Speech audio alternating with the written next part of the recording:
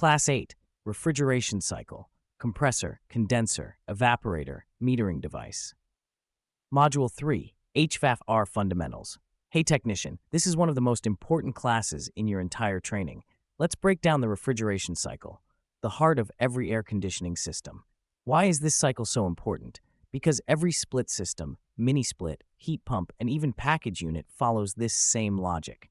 No matter the brand, the principle is always the same. The refrigeration cycle is made up of 4 key components: compressor, condenser, metering device, evaporator. Let's follow the refrigerant step by step. 1. Compressor. The compressor is like the heart. It pumps refrigerant through the system. It takes in low-pressure vapor from the evaporator and compresses it into a high-pressure, high-temperature vapor. Think of it as low pressure in, high pressure out. The refrigerant leaves the compressor and travels to the 2. Condenser. The condenser is outside the house. This is where the refrigerant releases the heat it picked up inside the home. It changes from a hot vapor to a warm liquid. You'll see a condenser fan blowing air across the coil. That's how heat is pushed into the outside air. This process is called condensation. Now the refrigerant moves on.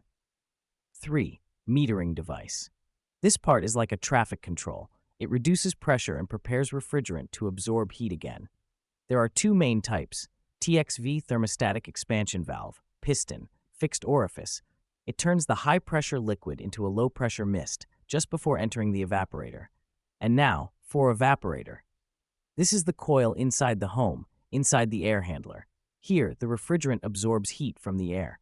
As warm air blows across the cold coil, the refrigerant boils into a vapor and carries the heat away.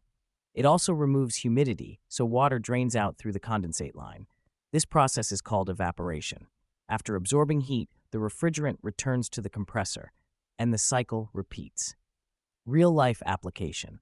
When diagnosing or installing, you must understand where the refrigerant is hot, where it is cold, where it's liquid or vapor, what each component should be doing. This is how techs diagnose problems like low charge, blocked metering device, dirty evaporator, weak compressor. In your ebook, this class includes full cycle diagrams, pressure and temperature charts, real-world examples of bad components, step-by-step illustrations of the flow. Review. Compressor pressurizes and circulates refrigerant. Condenser rejects heat outdoors. Metering device drops pressure. Evaporator absorbs indoor heat. If you know the refrigeration cycle, you can troubleshoot 90% of residential AC problems. So next up, we'll go deeper into the numbers. Class 9, superheat, subcooling, and saturation.